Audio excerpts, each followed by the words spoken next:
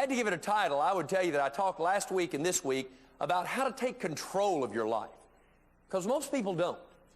And quick review, we talked about having a life mission. You remember that? A brief statement that never changes. What you're trying to do with life. I told you mine is 2 words, please God. That's my entire life mission. Then we talked about from that mission establishing a vision statement, a picture of, say, 5 years from now. How do I want my life to look in accomplishing that mission? And then below the vision, we said, now you've got to set goals. Goals are those steps that are going to lead you to the vision. They're specific, they're measurable. We talked about that, you remember. And the goals lead me to my vision in accomplishment of the mission. All right, that's where we had to stop. Today, I want to talk to you now about how to organize your day-to-day living to accomplish those goals. How do you manage your time? Time. Time is your most precious asset. In fact, your time is your life. So obviously, if you're going to live the maximum life, you've got to make maximum use of your time. Look on the screen at these 2 verses. Ephesians 5, beginning at verse 15. Be careful then how you live, not as unwise, but as wise. Look at the next phrase. Making the most of every opportunity. See what Paul says? He says, make the most of every opportunity because time is precious. Time is worth far more than your money. Because you see, unlike your money, your time, you can't save it. You can't borrow it. You can't buy it. You can't manufacture it. All you can do is use it. And if you don't use it, it's gone. If you don't learn to manage your time, nothing else will be managed in your life. It's that critical. Now, having said that, let me ask a question I don't expect to get a lot of response to. How many of you would admit, raising your hands, I just don't seem to have enough time to get everything done I want to do? Raise your hand. Well, we got a lot of honest people here. I'm grateful for that. I saw a Calvin and Hobbes cartoon that I kind of got a kick out of. Calvin turned to Hobbes and he said to him, you know, I know God put me on earth to accomplish certain things. Then he said, right now I'm so far behind I'll never die. Have you ever felt like that? If God wants me, I don't know if I'll ever get finished. The problem is not having enough time. No, to the contrary, time in many senses is the great equalizer. I don't know if you've ever thought about this, but virtually every one of us will live all the way through today. And if you live all the way through today, it is the one thing that you have in common with everybody else who lives through the day. You're not of equal strength. You're not the same age. You don't have the same amount of money. You don't have the same opportunities, frankly. But there is one thing all of us who will live through today have in common. Each one of us will have 24 hours, 1,440 minutes, no more, no less. The problem is not that we don't have enough time. We all have really the same amount. The question is, how do you use your time? Now, am I talking to you this morning? Some of you have already admitted it. Some of us hate to. Are you disorganized? Are you mismanaging your time? You know, a lot of people don't know. They have plodded along, or they've gone in circles for so long, they really don't realize the goals that could be accomplished and the vision that could be achieved if they properly manage their time. And so this morning, if you've got a question about, I don't know if Steve's talking to me today or not, I want to show you, first of all, some symptoms of time mismanagement.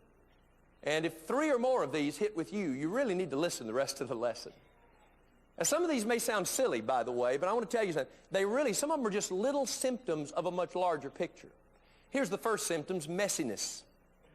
Messiness. Is your desk cluttered? You don't have to raise your hand. How about the top of your dresser in your bedroom? For that matter, how about any flat surface at your home or office, all right? Some of you know exactly what I'm talking. They're just filled with stuff. What about your car? Is it dirty on the inside and the out constantly? Do you remember the last time you had your oil changed? If you say, well, that's a symptom. Here's the second symptom. Forgotten appointments, messages, and deadlines. Now, quite frankly, those things occasionally happen to the best of us. They happen to the most organized of people. But for the disorganized, virtually every day becomes filled with broken commitments and lame excuses. Here's a third symptom. Lack of productivity. Lack of productivity. In other words, you find yourself doing small, boring tasks just so that you'll feel like you got something done. You can check it off your to-do list. There's a tendency to daydream and to avoid making a real decision, a tendency toward procrastination. Fourth, most disorganized people also have poor or lower self-esteem. Disorganized people tend to feel poor about their work. They find it very hard to accept the compliments of others because deep down they know that they're really not doing what they could do. Frankly, poor time managers often don't like themselves very much. Fifth, time mismanagers eventually have a poor quality of personal relationships.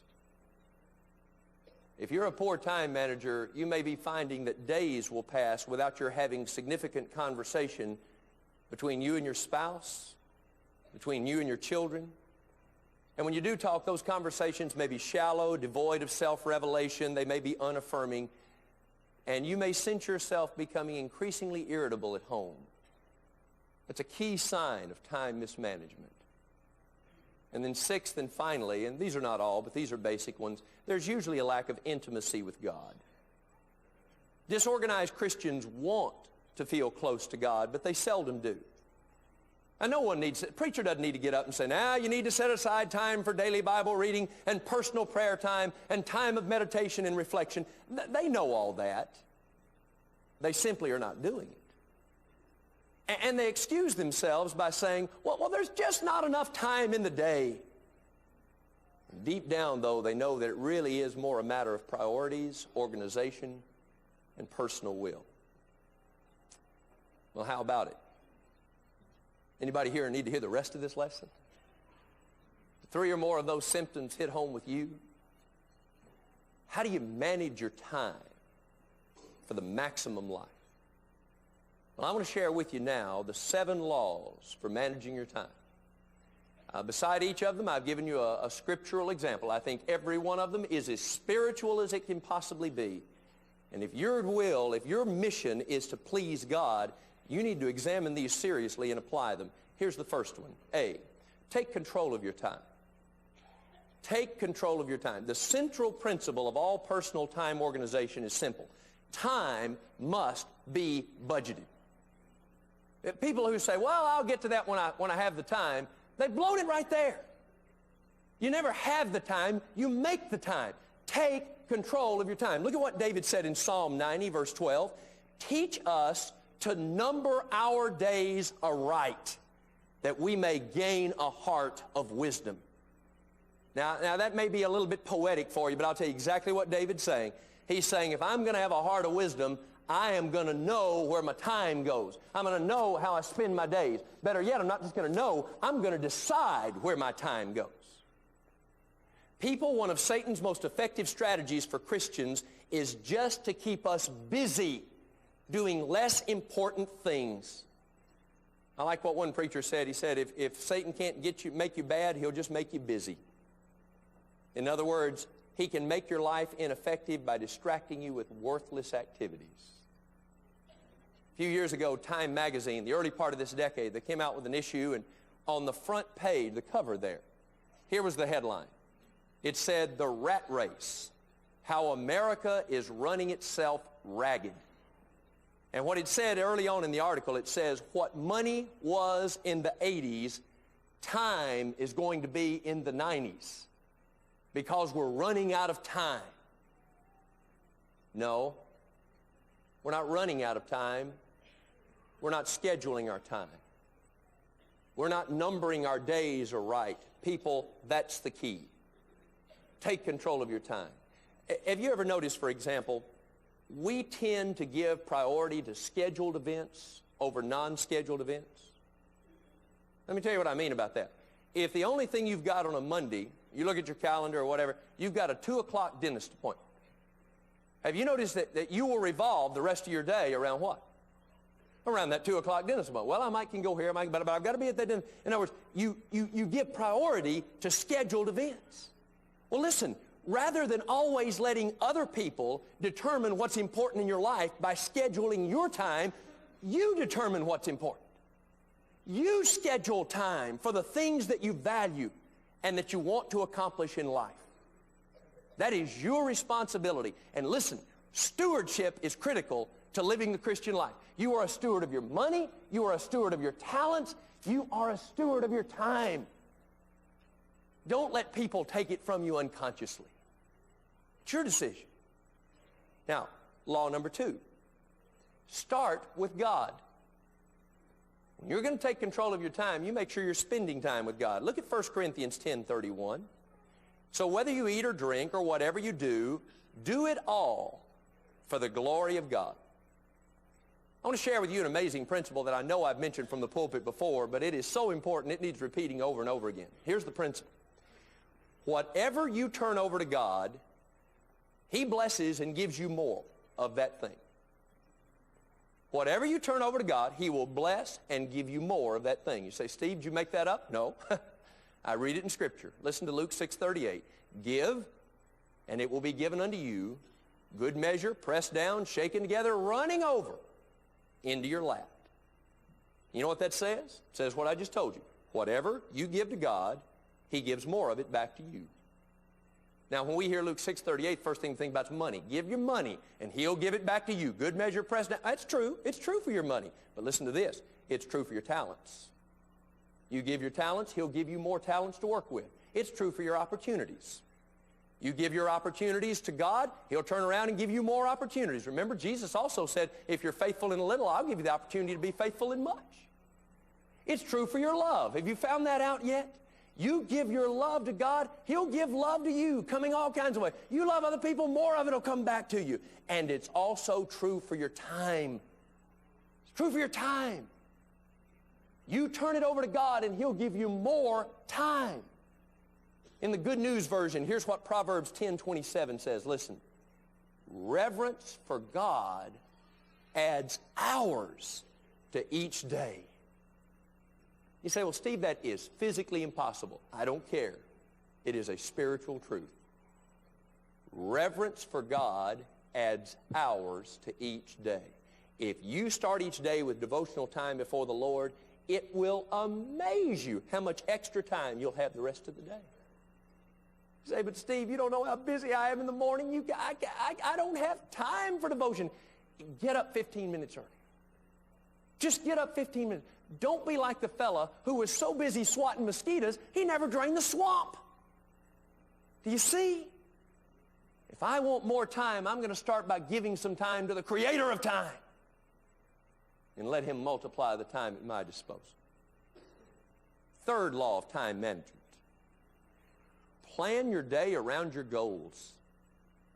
This is why this lesson had to follow the one last week. Plan your day around your goals. Last week, again, we talked about life mission. That mission that, please God. And then we talked about shaping your vision. Picture of how you want your life to be 3 to 5 years from now. And remember, a good vision covers all the facets of your life. I suggested last week the 4 P's. You remember those?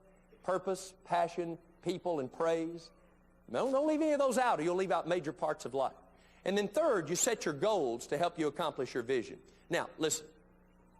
Once you've got down to the goals, those things written down are just dust gatherers if they aren't reflected in your daily activities. And this is where people miss it. Almost everybody I know has set goals at one time or another in their life. Most of us have made a New Year's resolution, haven't you?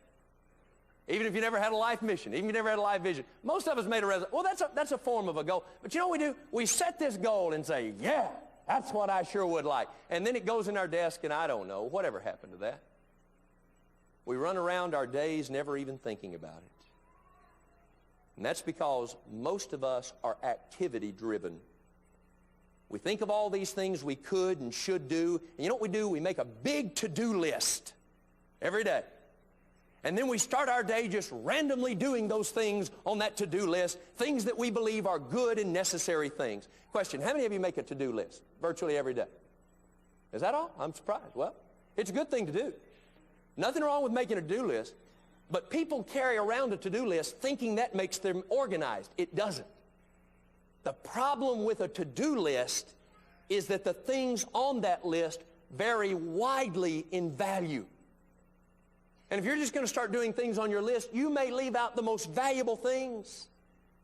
If you just live by your to-do list, you're not purpose-driven, you're activity-driven. Don't think it's time management just because you have a list. There was a time in my life where I thought I was getting organized by making a list, and I got great satisfaction checking things off the list. Can you relate to that? After a while, I would put many things on my list, like wake up, brush teeth, comb hair, floss. You know, before I ever had my clothes on, I had 6 of those things checked off. I thought, boy, I'm having a great day. I'm having a great day. We're getting things done here. And you know what? I was fooling myself. I was becoming a slave to the list instead of the list being a slave to me. I was activity-driven, but you know, it never failed. There'd be a couple of things on that list that were mighty important and that were really going to take some time and some effort, and they kind of never got done, but I felt good about getting all those other things done, like picking up the dry cleaning. Let me tell you about your to-do list. They're good, but here's, your to-do list should reflect your goals you have written down. Your to-do list should reflect the really important things you want to see done in your life. Hear me, this is important. Each day, when I shape a to-do list, I try to move toward the accomplishment of at least one goal in each of the 4 major areas of my life. I want to move toward the accomplishment of a goal with my passion. I want to move that day toward the accomplishment of a goal for my purpose. I want to move that day toward the accomplishment of a goal toward people in my life. I want to move toward the accomplishment of a goal for praise in my life. I want to see each of them reflected. See, there are all kinds of books out there on goal setting, but they don't tell you this part of it. They'll tell you how to make $1 billion. And I want to tell you something. One of these days you stand before the judgment with $1 billion, which has long since been left down, and you have totally lost your family because you had no relationship with them and you had no relationship with God. You know what God's going to call that billionaire that day? He's going to call him a failure. A failure. Because he didn't construct his life around the goals that represented all that was important. People, this is the key to the maximum life. Look on the screen at these 2 verses. Look at 1 Corinthians 9:24. It's exactly what Paul says. He says, do you not know that in a race all the runners run, but only one gets the prize? Run in such a way as to get the prize. You know, when you have a race, I don't care if it's a sprint or a mile or a marathon, you got to go in a certain direction. You're headed toward a finish line. You know exactly where you need to go. Look at verse 26. I think it's even better. Same chapter. Paul says, therefore I do not run like a man running aimlessly. Can you picture that? Somebody shooting a gun for a race, and here's a sprint, 100 yards, and some guy just takes off this way. Can you see that? I mean, how ridiculous that is. He said, when I fight, look at the rest of the verse, I don't fight like a man beating the air, just swinging wildly. You say, Steve, those are ridiculous pictures in my mind. A fellow running the wrong way or beating the... That's what so many people do with their lives. God starts us off, we wake up each day, boom, the race is on. We just take off running. Never thinking about what we really want to get done that day. I'll never forget what a wise man once told me. He said, Steve, your challenge will not be separating the good from the bad.